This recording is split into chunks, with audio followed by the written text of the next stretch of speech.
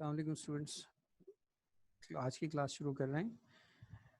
पिछले क्लास में कुछ लोगों ने कुछ ऐसे क्वेश्चंस पूछे जिनका ताल्लुक थोड़े से एडवांस चीज़ों से था। मैं उस वक्त, क्योंकि मैंने वो चीज़ें उसी वक्त इंट्रोड्यूस की थी, लिहाजा मैं कॉम्प्लेक्स सिंटेक्स जो है उसको उस वक्त डिस्कस नहीं करना चाह रहा था। लेकिन अब क्योंकि उसको टाइम गुजर चुका, आप लोग उसकी प्रैक्टिस कर चुके होंगे, तो आई एम श्योर कि जो चीज़ें उस वक्त पढ़ी थी वो अब आपको समझ में आ गई होंगी, उनमें जो कन्फ्यूजन थी वो दूर हो गए होंगे और प्रैक्टिस अब आपको चीज़ें याद होंगी। लिहाजा अब वो चीज़ें जो उस वक्त पूछी गई थी और इस दौरान जो पिछली पिछली क्लास से लेके अब तक मेरे पास जो क्वेश्चंस वगैरह आए, जो मुझसे लोगों ने कांटेक्ट किया, मैं उसके हिसाब से आज की क्लास स्टार्ट करूँ। मैं पिछले दफ़ा हमने एक बात तो ये पूछी थी कि क्या प्रिंट स्टेटमेंट्स, एक से ज़्यादा statements, Python statements, not only necessarily print, कोई भी स्टेटमेंट क्या एक लाइन में एक से ज़्यादा लिखे जा सकते हैं? और उसके असल में दो जवाब थे, उसके दो एस्पेक्ट निकलते थे। उसमें पहली बात तो ये थी कि फ़र्ज़ कीजिए कि मुझे एक प्रिंट स्टेटमेंट 1 2 3 और मुझे इसके साथ ही एक और प्रिंट स्टेटमेंट एग्जीक्यूट करवाना है, तो इसी के आगे सेमीकोलन डाल के और इसके आगे जो आपने वैल्यूज़ फर्दर प्रिंट करवानी है वो आप प्रिंट करवा सकते हैं। तो एक ही लाइन में दो स्टेटमेंट्स हो गए। तीसरा स्टेटमेंट लिखना है तो आप यहीं पे सेमीकोलन डालें, एक और स्टेटमेंट लिखना है। फर्स्ट सपोज प्रिंट ही कर लेते हैं हम, हो तो कुछ भी सकता है, इनपुट भी हो सकता है, कैलकुलेशन भी हो सकती है, प्रिंट भी हो सकता है, एनीथिंग। तो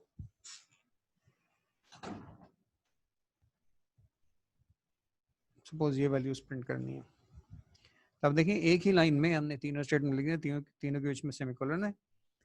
तो अब आप इनको एग्जीक्यूट करें तो तीनों स्टेटमेंट, अब देखिए पहला स्टेटमेंट था, इसने 1 2 और 3 प्रिंट किया। अच्छा, ये आपको पता है कि ये बताया भी था कि जब भी प्रिंट स्टेटमेंट एग्जीक्यूट होता है तो जो वैल्यूज इसके बीच में लिखी होती हैं वो तो एग्जीक्यूट होती हैं, उसके बाद वो आखिर में न्यू लाइन कैरेक्टर प्रिंट करता है। न्यू लाइन कैरेक्टर क्या करता है? कर्सर को अगली लाइन पे ले जाता है। तो प्रिंट स्टेटमेंट क्या करता है? शुरू वहां से करता है जहाँ पे कर्सर मौजूद होता है और आखिर में वो एक न्यू लाइन कैरेक्टर प्रिंट कर देता है। तो प्रिंट 1 2 3 से ये 1 2 3 यहाँ प्रिंट हो गया, उसके बाद उसने न्यू लाइन कैरेक्टर प्रिंट किया तो कर्सर अगली लाइन में आ गया। फिर जो स्टेटमेंट आया प्रिंट ABCD और DEF, तो उसने अगली लाइन पे ABCD और DEF प्रिंट कर दिए। और आखिर में क्या किया, इसने भी एक न्यू लाइन कैरेक्टर प्रिंट किया जो कर्सर नीचे ले गया। कर्सर नीचे ले जाने की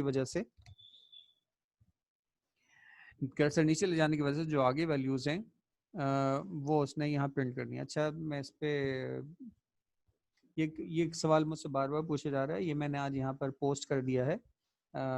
इसका जवाब ट्यूसडे की रिकॉर्डिंग के मुतालिक, वो काइंडली वहाँ से पढ़ लीजिएगा, मिल जाएगी वो इंशाल्लाह आपको। असल में उसकी रिकॉर्डिंग कन्वर्ट नहीं हो सकी थी लाइट की इशू की वजह से और कंसेक्यूटिव सेशंस की वजह से, और कंसेक्यूटिव सेशंस की वजह से नहीं हो सकी थी। तो अब मुझे वो सारी सेशंस को कन्वर्ट करना है, फिर उसमें से सेलेक्ट करना है कि कौन सा आपके साथ शेयर करें, जिसमें सबसे ज़्यादा कवरेज होती है वो आपसे ज़्यादा शेयर कर लेता हूँ, ताकि सारी बातें जो हैं उसमें समझ में आ रही हों। तो इसलिए उसमें थोड़ा सा टाइम लग रहा है, लेकिन उसके अलावा बाकी सारी रिकॉर्डिंग्स आपके पास पहुँच रही हैं, एक आध दिन के अंदर पहुँच ही जाती हैं। अच्छा, दूसरा सवाल ये है कि डेफ क्या है? तो भाई डेफ पे जब हम पहुँचेंगे, फंक्शन से रिलेटेड होता है, अभी हम डेफ तक नहीं पहुँचे। जो अभी बातें हो रही हैं, जो पिछली बातें हुई हैं, उनमें से जो चीज़ें आपकी ना समझ में आई हों वो काइंडली ज़रूर उसके बारे में पूछ लीजिए। अच्छा, हम थोड़ा सा आगे चलते हैं। अच्छा, प्रिंट स्टेटमेंट में आप देखें कि मैंने लिखा था 1 2 3 और उसने बीच में एक एक स्पेस दी।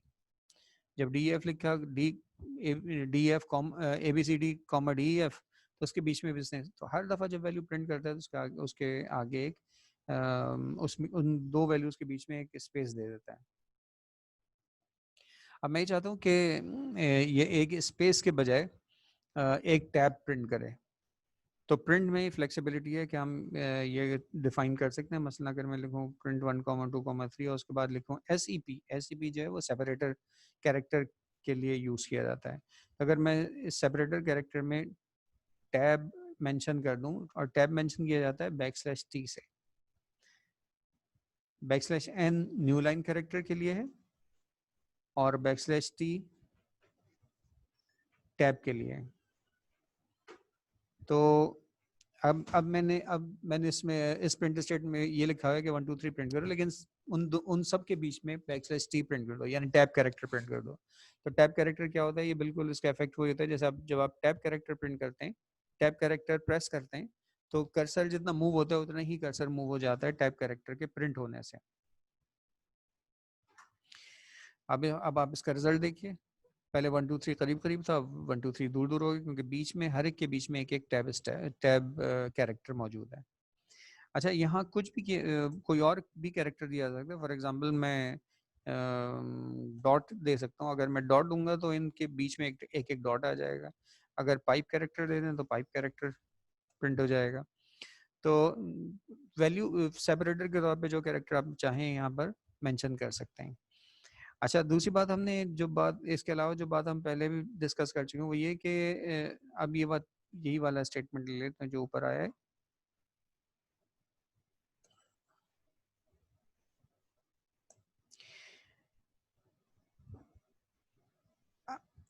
एक काम हमने ये एक बात हमने ये डिस्कस की थी कि एंड ऑफ लाइन पे मैं चाहता हूँ वो जो by default new line character print करता है। अच्छा, न्यू लाइन कैरेक्टर जो है ना बैकस्लैश n से रिप्रेजेंट होता है। तो अब अगर मैं end equal to backslash n लिखूँ या ना लिखूँ उससे कोई फर्क नहीं पड़ेगा। यहाँ मैंने बैकस्लैश n लिख दिया तो देखें इसका रिजल्ट वही आएगा जो सबसे ऊपर आपको नजर आ रहा है, सबसे पहली दफा में नजर आ रहा है, वही रिजल्ट यहाँ पे भी आएगा। तो बैकस्लैश n जो है वो न्यू लाइन कैरेक्टर को रिप्रेजेंट करता है। अगर मैं यहाँ लिखूँ कि ये न्यू लाइन कैरेक्टर ना प्रिंट करे बल्कि एंड ऑफ लाइन पे ये सपोज डैशेस की एक लाइन प्रिंट कर दे, चंद डैशेस प्रिंट कर दे, तो मैं एंड इक्वल्स टू डैशेस की लाइन लिख दूंगा। इससे होगा क्या हुआ कि अब देखें, अब जब ये तीन प्रिंट स्टेटमेंट्स एग्जीक्यूट हुए तो पहले स्टेटमेंट ने 1 2 3 प्रिंट किया, उसके बाद न्यू लाइन कैरेक्टर के बजाय वो डैशेस की लाइन प्रिंट कर दी जो आपने यहाँ पर एंड में मेंशन की थी। उसके बाद वो कैरेक्टर आगे लगे। यहाँ मैंने कुछ एंड के से मुतालिक डिस्क्राइब नहीं किया था, लिहाजा यहाँ पर न्यू लाइन कैरेक्टर, लिहाजा ABCD और DEF प्रिंट होने के बाद अगला जो प्रिंट स्टेटमेंट है उसने बाकी वैल्यूज न्यू लाइन पर प्रिंट की हैं।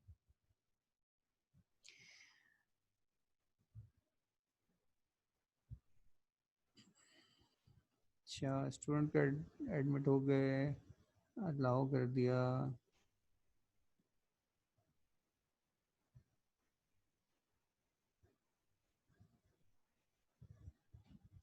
ओके अदीब, मैं इंशाल्लाह उसको कोशिश करूंगा उसको जल्दी वक्त निकाल के उसको कर दूं। तो अब उसको थोड़ा सा टाइम कंज्यूमिंग जॉब हो गया है वो।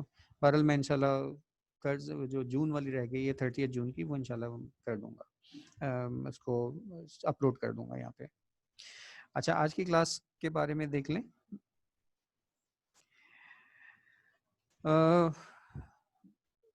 ये एंड इक्वल्स टू भी हो गया और सेपरेटर इज इक्वल्स टू भी हो गया, ये दोनों बातें हो गई। ये सारी बातें असल में आज के अब जो असाइनमेंट हम आगे काम करेंगे ना उसमें भी ये चीज़ें इस्तेमाल होनी है, लिहाजा ज़रा गौर से सुनिएगा। और कोई क्वेश्चंस हों तो आप यहाँ ग्रुप चैट पे लिख दीजिएगा, मैं हर थोड़ी देर के बाद कोशिश करूँगा कि इसको देख के उसको आंसर करता रहूँ। अच्छा जनाब, ये तो थी प्रिंट से मुताल्लिक बातें, और कुछ चीज़ें प्रिंट से मुताल्लिक और भी हैं। असल में वो प्रिंट से मुताल्लिक भी हैं और स्ट्रिंग से मुताल्लिक भी हैं। प्रिंट से मुताल्लिक तो ये है कि फर्ज कीजिए कि मैं एक मुझे प्रिंट करना है मिसाल के तौर पर एक सेट में प्रिंट करना चाहता हूँ। दो वैल्यूज का एक सेट है। दिस इज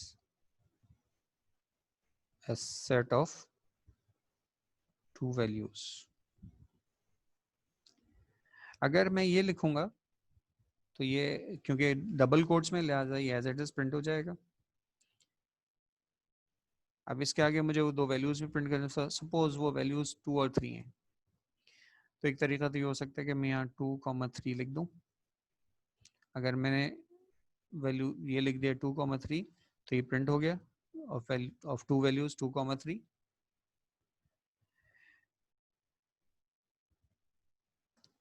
अब अगर अच्छा स्ट्रिंग्स में कुछ कैरेक्टर्स ऐसे होते हैं जिनके कोई स्पेशल मीनिंग होते हैं, जैसे मैंने अभी बताया ना, ये सेपरेटर में आपने लिखा होगा, ये डबल कोट्स में के बीच में लिखा हुआ है /t, और न्यू लाइन के लिए भी /n लिखा हुआ था। तो बैकस्लैश जो है ना वो एक स्पेशल कैरेक्टर है, इसका मतलब ये होता है कि आगे आने वाला जो कैरेक्टर है उसकी कोई स्पेशल मीनिंग है। इसी तरह से जो करली ब्रैकेट्स हैं वो भी स्पेशल कैरेक्टर्स हैं, उनके स्पेशल मीनिंग होते हैं। और इस तरह से परसेंटेज साइन जो है स्ट्रिंग के अंदर, उसके भी स्पेशल मीनिंग होते हैं। तो पहले इन 3 कैरेक्टर्स को देख लेते हैं। अच्छा फर्स्ट पहली बात तो ये है कि इन कैरेक्टर्स में से अगर कोई कैरेक्टर मुझे प्रिंट करवाना हो तो क्या करना होगा। मतलब पहली बात मैंने कहा कि करली ब्रैकेट्स हैं वो उनके स्पेशल मीनिंग है।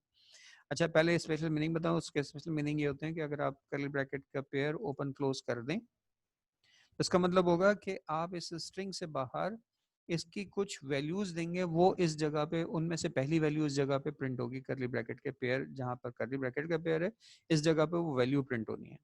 मसलन जो 2, 3 है, अगर मैं इसको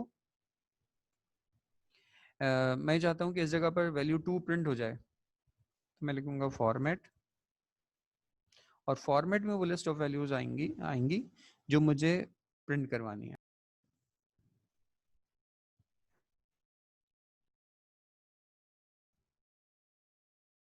अच्छा हम बात दोबारा शुरू करें। मैंने आपको ये बताया था कि स्ट्रिंग्स में जो चंद कैरेक्टर्स उनके स्पेशल मीनिंग होते हैं। उसमें से मैंने आपको बताया करली ब्रैकेट का जो पेयर है उसके स्पेशल मीनिंग होते हैं। उसका स्पेशल मीनिंग ये होते हैं कि इसका मतलब है कि आप इस जगह पर कोई वैल्यू प्रोवाइड करेंगे जो यहाँ प्रिंट होगी, और वो वैल्यू प्रोवाइड करने का तरीका ये है कि उस वेरिएबल के साथ, उस स्ट्रिंग के साथ, चाहे वो वेरिएबल हो चाहे स्ट्रिंग लिटरल हो, डॉट लगा के फॉर्मेट लिखेंगे। फॉर्मेट के बाद जो वैल्यू देंगे वो उस जगह पर उसको प्रोवाइड की जाएगी, उस स्ट्रिंग में उस जगह पर प्लेस हो जाएगी और फिर वो प्रिंट होगा।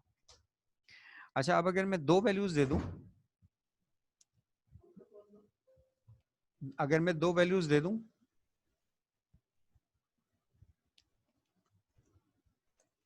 तब भी 2 ही वैल्यू, इसलिए कि यहाँ पर प्लेस होल्डर सिर्फ एक ही है। दूसरे प्लेस होल्डर के लिए, दूसरी वैल्यू को प्रिंट करने के लिए मुझे दूसरा प्लेस होल्डर लगाना होगा।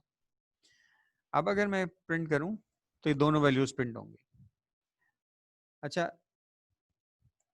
ऐसा ऐसे अब अगर इसके बीच में कॉमा भी देना है तो आप सिंपली यहाँ कॉमा लेंगे, यानी इन कैरेक्टर्स के अलावा बाकी जितनी चीजें वो सारी एज इट इज प्रिंट होंगी, सिर्फ ये चीज इनके स्पेशल मीनिंग होते हैं। तो इसलिए अब इसके साथ बीच में कॉमा भी आ गया, तो मुझे क्या करना है, मुझे पूरी उसका ख्याल नहीं करना कि प्रिंट करने के लिए, मसलन अगर मैं इसके बगैर ये काम करना चाहता तो मुझे लिखना पड़ता this is a set of 2 values, set of 2 values, और फिर यहाँ पे स्ट्रिंग एंड हो जाता, फिर मैं यहाँ पे मुझे 2 लिखना होता, फिर 3 लिखना होता, तो ये प्रिंट तो हो जाता, लेकिन 2 और 3 स्पेसेस के साथ होते हैं, इस स्पेस के साथ आए। अगर बीच में मुझे कॉमा डालना है तो मुझे बीच में एक कॉमा डालने के लिए सिंगल कोट्स में या डबल कोट्स में क्लोज करके वो कॉमा भी लिखना होगा, फिर ये 2 वैल्यू देंगे। अच्छा फिर इसके अलावा अगर मुझे साथ में करली ब्रैकेट जैसे सेट जब हम लिखते हैं तो करली ब्रैकेट शुरू में करली ब्रैकेट और आखिर में करली ब्रैकेट एंडिंग करली ब्रैकेट लिखते हैं, अगर वो भी लिखना हो तो फिर मुझे वो भी यहाँ पे मेंशन करने पड़ेंगे। तो इस थोड़ी सी फॉर्मेटिंग के लिए मुझे काफ़ी सारा काम करना पड़ रहा है। तो उसका आसान तरीका ये है कि आप दिस सेट ऑफ 2 वैल्यूज लिखें और उसके बाद 2 प्लेस होल्डर लगा दें, उनके बीच में कॉमा लगा दें और डॉट लगा के फॉर्मेट लिख के और उन वैल्यूज का सेट दे दें जो आपको वहां प्रिंट करवाने हैं। तो इस तरह से ये उन जगहों पे प्रिंट हो जाएगा। बात हम ये बात तो हमारी हो गई थी। अब 1 स्टेप अहेड, मैं इनकी जगह पर 0 और 1 इनके बीच में ये करली ब्रैकेट्स का पेयर जो है वो विदाउट इंटीजर भी लिखा जा सकता है और बीच में इंटीजर भी लिखा जा सकता है। तो अब अगर करली ब्रैकेट के पेयर में 0 लिखा है उसका मतलब है ये पहली वैल्यू को रेफर कर रहा है, 1 जहां लिखा है उसका मतलब है ये दूसरी वैल्यू को रेफर कर रहा है। तो अभी भी रिजल्ट वही आया जो पहले आया था। लेकिन देखिए मैं फॉर्मेट में सीक्वेंस चेंज नहीं कर रहा, लेकिन मैं यहाँ पर 1 और यहाँ पर अगर 0 कर दूं तब दूसरी वैल्यू पहले प्रिंट हो जाएगी। पहले 2,5 प्रिंट हुआ था, 5,2 प्रिंट हुआ है। तो प्लेस होल्डर्स के लिए कर्ली ब्रैकेट्स का पेयर यूज होता है। अगर इसके बीच में इंटीजर ना हो तो वो पहला ब्रैकेट पहली वैल्यू को, दूसरा ब्रैकेट का पेयर दूसरी वैल्यू को रेफर कर रहा होता है। लेकिन अगर मैं इसके बीच में इंटीजर नंबर्स लिख दूं तो ये इंटीजर नंबर्स उन वैल्यूज को रेफर कर रहे होते हैं जो उसके आगे फॉर्मेट के की लिस्ट में दी हुई हैं।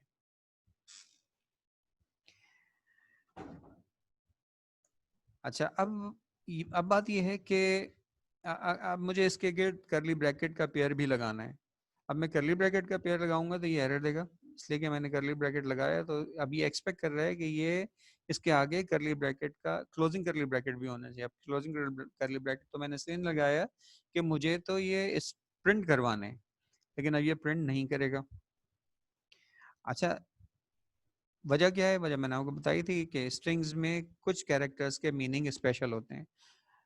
करली ब्रैकेट जैसे कहा कि ये उसके लिए होता है, प्लेस होल्डर के तौर पे होता है। अब अगर मुझे करली ब्रैकेट ही प्रिंट करना है तो उसका तरीका ये होगा कि करली ब्रैकेट एक के बजाय 2 दफा लिख देंगे। अगर कंसेक्यूटिव 2 दफा एक ही स्पेशल कैरेक्टर्स में से कोई कैरेक्टर कंसेक्यूटिव 2 मरतबा आ जाए तो इसका मतलब होता है कि उसका स्पेशल मीनिंग सप्रेस हो गए, और इसको लिटरल ट्रीट करते हुए एक दफा इसको प्रिंट कर दो।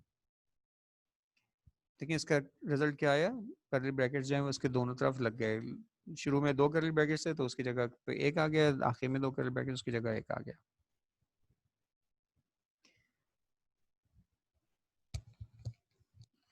अच्छा, अब इसी तरह से एक और भी पॉसिबिलिटी, मसलन अब हम ये करते हैं कि मैं एक एक्सप्रेशन का रिजल्ट मुझे प्रिंट करना है। मसलन मैं ये प्रिंट करना चाहता हूँ कि a + b = सम वैल्यू, और वो सम वैल्यू सपोज आ गई 65.23। तो अब ये इसकी जगह एक प्लेस होल्डर लगाना होगा। अब ये प्रिंट हो जाएगी a + b = 65.23। लेकिन मेरे पास जो वैल्यू मैं यहाँ लिख रहा हूँ वही value as it is print हो रही है। मेरे पास इसकी फॉर्मेटिंग को कंट्रोल करने का कोई तरीका नहीं है। लेकिन कुछ कैरेक्टर ऐसे हैं जो इसकी फॉर्मेटिंग को कंट्रोल कर सकते हैं। मसलन वो कैरेक्टर्स जो हैं परसेंट से शुरू होते हैं।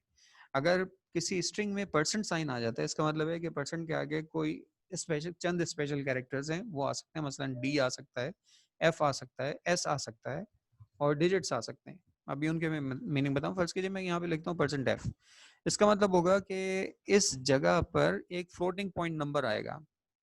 अच्छा, वो फ्लोटिंग पॉइंट नंबर कहाँ से आएगा? वो आएगा इसके आगे जो वैल्यूज हैं। देखिए ये वाला स्टेटमेंट तो एरर देगा, सिर्फ इसने %f प्रिंट कर दिया। जब %f लिखते हैं तो उसके बाद जो वैल्यूज इसकी जगह पर इन इन परसेंट साइन के साथ प्रिंट उस जगह पर प्लेस होनी है जो परसेंट साइन के साथ लिखे हुए हैं।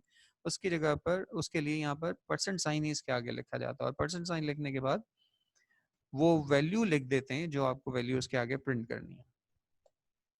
अब ये प्रिंट हो गया। अच्छा, अब ये %f आपको फॉर्मेटिंग की फैसिलिटी दे रहा है। मतलब मैं चाहता हूँ कि 10 स्पेसेस में ये 10 डिजिट्स के बराबर जगह में ये वैल्यू प्रिंट हो। और मैं इसकी डिजिट्स थोड़े से कम कर देता हूँ क्योंकि ऑलरेडी 10 से ज़्यादा है ये। फर्स्ट की 65.235 है। तो अब अगर मैं इसको प्रिंट %10f करूँगा तो देखें ये %10f का डिफॉल्ट फॉर्मेट ये है कि पॉइंट के बाद 6 डिजिट्स होते हैं। ये पॉइंट के बाद 6 डिजिट्स आ गया। 7वां ये है, 8 और 9 ये हो गए, 6 और 5, और इसके आगे ये एक स्पेस है। अगर मैं इसको 10f के बजाय 15f कर दूं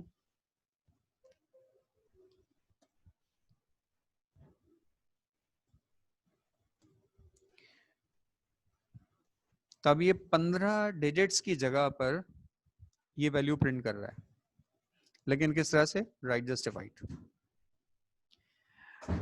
अच्छा मुझे लेफ्ट जस्टिफाइड प्रिंट करना है तो सिंपली 15 की जगह माइनस माइनस साइन लगा देंगे तो लेफ्ट जस्टिफाइड होता है, अगर माइनस साइन ना लगाएं तो वो राइट जस्टिफाइड होता है।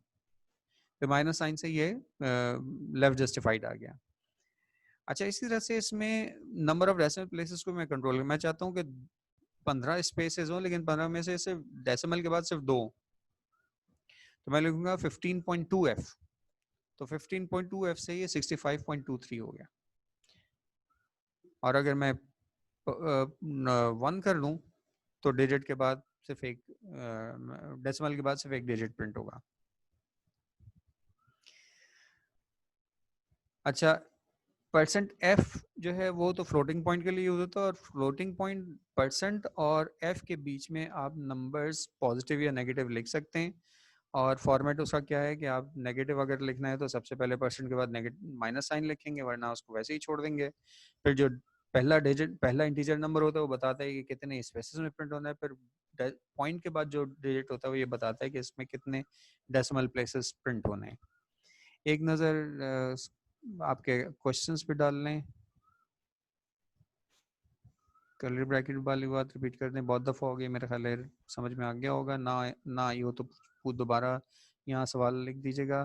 लेकिन नंबर डबल कोड में भी लिख सकते हैं, बिल्कुल लिख सकते हैं डबल कोड्स में। लेकिन डबल कोड में जब हम नंबर लिखते हैं तो आपने यूज़र से इनपुट लिया और वो नंबर अगर आपको प्रिंट करना है फिर क्या करेंगे? मसलन ए और बी की वैल्यूज़ अगर आपने इनपुट यूज़र से इनपुट लिए हैं और वो वैल्यूज़ आप यहाँ ए और बी की जगह पे प्रिंट करना चाहते हैं, फिर कैसे प्रिंट करेंगे? मसलन ए की वैल्यू सपोज यूज़र ने दी थी 34 और बी की वैल्यू सपोज यूजर ने दी थी 12.9। अब मैं प्रिंट करने जाऊँ 34 प्लस 12.9 इजिकल्स टू और उसके बाद उसकी वैल्यू, तो उसके लिए क्या क्या क्या लिखेंगे? Percent F. अच्छा परसेंट एफ से क्या होगा? ये 34 वैल्यू प्रिंट करेगा और डेसिमल के बाद बाय डिफॉल्ट जो है इसके 6 स्पेसेस होंगे। अच्छा क्योंकि परसेंट एफ के अलावा ये स्पेस है, ये स्पेशल कैरेक्टर नहीं है, ये एज इट इज प्रिंट हो जाएगी। प्लस है, ये स्पेशल कैरेक्टर नहीं है, एज इट इज प्रिंट हो जाएगा। फिर स्पेस दी है, ये एज इट इज प्रिंट हो जाएगा। फिर परसेंट एफ है, इसकी जगह पे कोई वैल्यू आएगी जो मैं आगे लिस्ट में प्रोवाइड करूंगा। इज इक्वल्स टू, अब मुझे यहाँ पे इसका सम प्रिंट करना है, सम के लिए भी फ्लोटिंग पॉइंट नंबर होगा। सो अब यहाँ ये करेंगे परसेंट लिख के उन यहाँ लिख दें ए कॉमा बी कॉमा ए प्लस बी।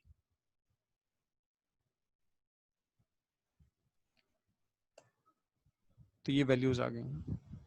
और अब आप 0.2f, इसकी भी 0.2f, इसके फॉर्मेट में भी 0.2f लिख दें और फिर इसको एग्जीक्यूट करें तो यूजर सप्लाइड वैल्यूज जो हैं वो भी आ गए। तो इन्वर्ट कॉमास में ना लिखने की ये रीज़न है। अच्छा परसेंट एफ समझ नहीं आया, अब समझ में आ गया होगा। ना समझ में आया तो एक दफ़ा इसकी रिकॉर्डिंग आप दोबारा देख लीजिएगा। Print A multiplied by B is equals to C, ये एफ क्या है प्रिंट के साथ?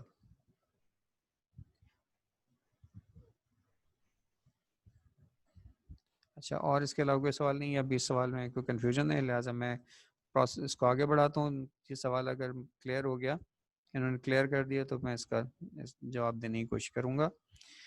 तो ये वाली बात हो गई परसेंट एफ से अच्छा अगर आपने इंटीजर्स प्रिंट करने हैं तो परसेंट डी यूज़ करते हैं।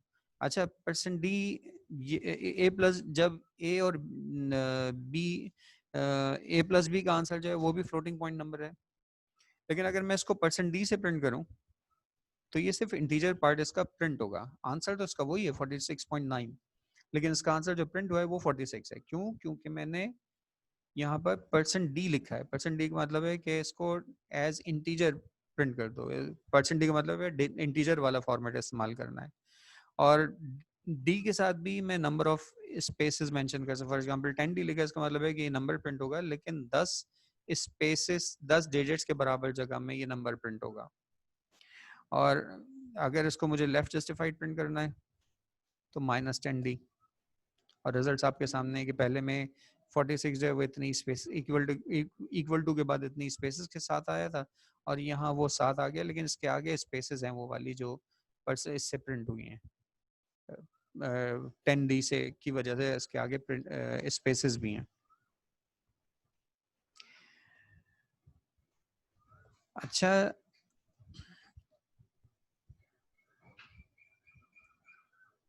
जी फॉर्मेट के लिए यूज़ होता है ये, लेकिन आपने जो स्टेटमेंट में एफ लिखा है ये समझ में नहीं आया।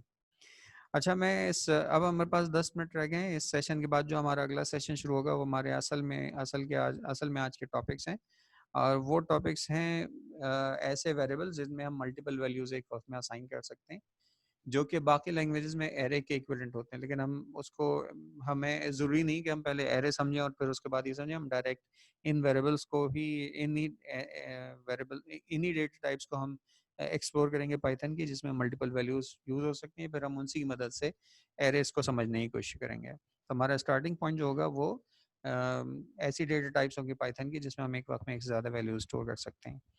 अच्छा, मैं एक नज़र सर अपनी उस पर डाल लूँ टीचिंग लेक्चर नोट्स पे, क्या कोई चीज़ है तो नहीं कि हाँ एक चीज़ रह गई। एक चीज़ और भी पूछी थी स्टूडेंट्स, वो ये थी कि एक लाइन में एक से ज़्यादा वेरिएबल्स में वैल्यूज़ अगर असाइन करवाने हो तो क्या करेंगे।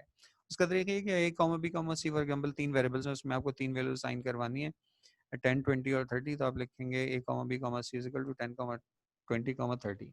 तो करते ये है कि पहली वैल्यू पहले वेरिएबल में, दूसरी वैल्यू दूसरे वेरिएबल में, तीसरी वैल्यू तीसरी वेरिएबल में डाल देता है। ए की वैल्यू 10, बी की वैल्यू 20 और सी की वैल्यू 30 आपके सामने। तो मल्टीपल वैल्यूज जो हैं वो भी हम एक लाइन में, एक ही लाइन में एक से ज़्यादा वेरिएबल्स में एक से ज़्यादा वैल्यूज को असाइन कर सकते हैं। सवाल ये है कि परसेंट एफ हम तब यूज़ करते हैं जब हमें फ्लोट में वैल्यू चाहिए हो। यस, बिल्कुल ऐसे ही है। अच्छा, हमारे पास अब 8 मिनट बाकी रह गए हैं, और मैं एक नज़र डाल लूँ। मेरे ख्याल है इसके अलावा शायद कोई बात नहीं, लेकिन मैं इसकी एग्जांपल थोड़ी सी मैंने मुख्तलिफ दी थी, वो भी दे दूँ। जैसे मैंने लिखा था a, b is equals to 60, 36 में असल में एक ग्रेटेस्ट कॉमन डिवाइज़र निकालने का एक तरीका है कि हम बड़े नंबर को छोटे नंबर से डिवाइड करते हैं, रिमाइंडर लेते हैं, और रिमाइंडर को हम b की नई वैल्यू बना देते हैं, और b की जो ओल्डर वैल्यू है, b की करंट वैल्यू को a में असाइन कर देते हैं, और b की नई वैल्यू के तौर पे उसका रिमाइंडर ले लेते हैं। तो अगर मैंने लिखा है a, b इक्वल टू 60, 36, तो ये a में 60 और b में 36 साइन कर दिया इसने।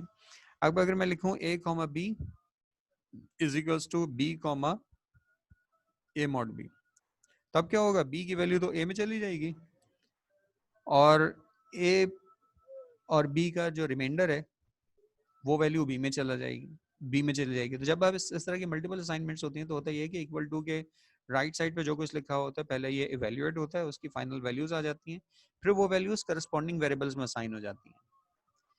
यानी पहले b की वैल्यू और a/b की वैल्यू इस जगह पे रिप्लेस होगी, यानी a/b के लिए तो उसे कैलकुलेशन करनी पड़ेगी, वो इस जगह पे रिप्लेस होगी, फिर उसके बाद ये वैल्यू उसमें असाइन होगी। मैंने शायद a, b is equals to b, a reminder b। अब देखें a की वैल्यू 36 और b की वैल्यू 24 है, इसलिए कि 60 को अगर 36 से डिवाइड किया तो रिमाइंडर 24 आता है। अब अगर यही स्टेटमेंट दोबारा एग्जीक्यूट कर दें तो जो a और b की करंट वैल्यूज हैं उसका मॉड क्या होगा, 36 मॉड 24, 12 आ जाएगी इसकी वैल्यू, और b की वैल्यू 24, तो a में वैल्यू 24 चली जाएगी, b में वैल्यू 12 आ जाएगी। ये हो गई a और b की वैल्यूज। यही स्टेटमेंट दोबारा एग्जीक्यूट करें तो अब 24 मॉड 12 0 आएगा, तो b में 0 चला जाएगा, और b की करंट वैल्यू 12 है, ये a में चली जाएगी, ये a में 12 आ गया और b में 0 आ गया। असल में ये एक ये ग्रेटेस्ट कॉमन डिवाइजर फाइंड करने का एक एल्गोरिथम है कि आप बड़े नंबर को छोटे नंबर से डिवाइड करें, रिमाइंडर फाइंड करें, और रिमाइंडर जो वो b में डाल दें, और जो रिमाइंडर की वैल्यू b में चली जाएगी और जो b की वैल्यू है वो a में मूव हो जाएगी, और फिर यही प्रोसेस रिपीट करते हैं, और ये प्रोसेस वक्त तक रिपीट करते हैं जब तक रिमाइंडर 0 ना आ जाए। जब रिमाइंडर 0 आ जाएगा तो जो दूसरी वैल्यू बची होती है वो उसका ग्रेटेस्ट कॉमन डिवाइजर होता है।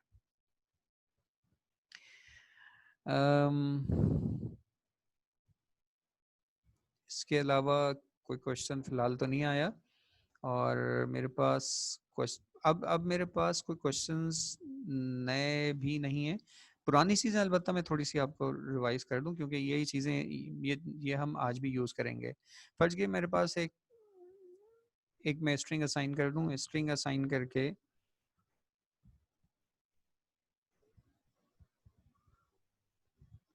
स्ट्रिंग वैल्यू असाइन हो गई।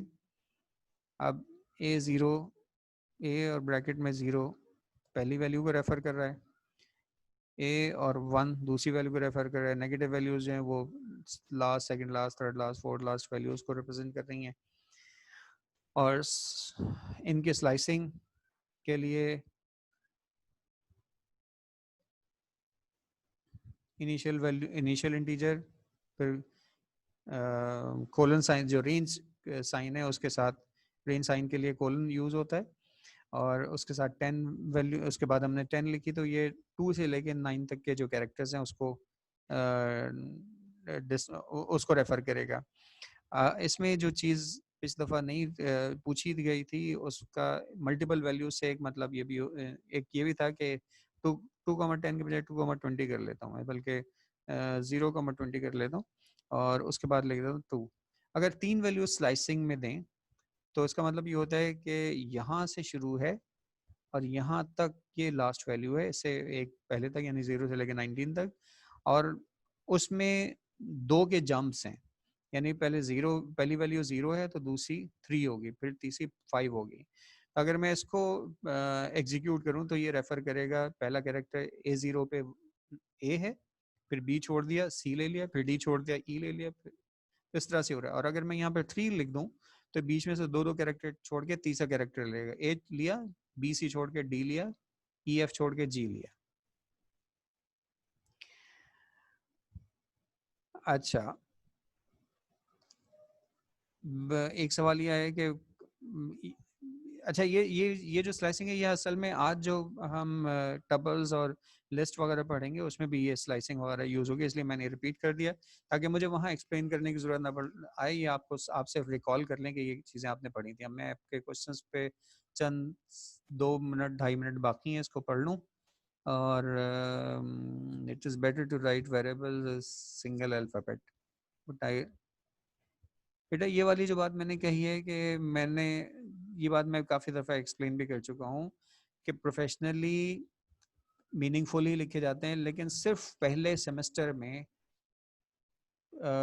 हम ये रिस्ट्रिक्शन लगाते हैं सीखने की खातिर कि अल्फ़ाबेट जो है वो सिंगल कैरेक्टर का होगा, इसलिए कि जब हम meaningful character meaningful variable name use कर रहे होते हैं तो मैंने देखा कि बहुत सारे स्टूडेंट्स ऐसे होते हैं, अच्छी खासी तादाद में, मेजॉरिटी तो नहीं होती, मेजॉरिटी को समझ में आ रही है, लेकिन काफ़ी बड़ी तादाद जो है वही समझ रही होती है। जैसे अगर हमने काउंट लिखा है तो काउंट कोई ऐसा कोई काउंट कोई वेरिएबल नेम नहीं है, बल्कि कोई वर्ब है जो खुद ब खुद काउंट कर लेगा, या अगर मैंने सम लिख दिया तो वो खुद ब खुद सम कर लेगा, तो ऐसा नहीं हो रहा होता। वो सम या काउंट या टोटल ये सब चीज़ें ना प्लेस होल्डर्स हैं, प्लेस होल्डर फॉर वैल्यूज़ हैं, ये वेरिएबल्स हैं, इनमें वैल्यूज़ असाइन होंगी, इसमें वैल्यूज़ हम इंक्रीमेंट कर सकते हैं।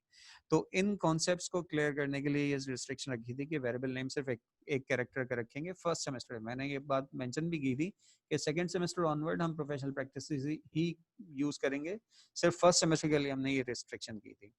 इलेक्ट्रिसिटी की वजह से क्लास नहीं ले सके, बिल्कुल ले सकें। अगर 100 से ज़्यादा स्टूडेंट नहीं होते तो मुझे कोई इतराज़ नहीं है। अगर 100 से ज़्यादा स्टूडेंट होते हैं फिर ये ज़रा ज़्यादती होगी उन लोगों के साथ जिनका असल में टाइम था। नेक्स्ट सेशन जो है वो इंशाल्लाह 6 बजे स्टार्ट होगा। आवाज़ कट रही है, उसकी वजह सिग्नल्स हैं, ये बात भी हो चुकी है बहुत दफ़ा, ये भी नई बात नहीं है। अच्छा, हमारे पास 1 मिनट बाकी रह गया, और इस 1 मिनट में कोई चीज़ ऐसी जो बाकी रह गई हो, नहीं कोई ऐसी चीज़ नहीं है। तो चंद सेकंड्स हैं, कोई क्वेश्चन हो तो पूछ लीजिए, वरना अगला सेशन जब हम स्टार्ट करेंगे तो उसमें हम वो डेटा टाइप्स पढ़ेंगे पाइथन की जिसमें मल्टीपल वैल्यूज असाइन हो सकती हैं। बल्कि मैं इस मीटिंग को यहाँ एंड ही कर देता हूँ। कोई सवाल है तो पूछ लीजिए, लेकिन अभी भी टाइम है।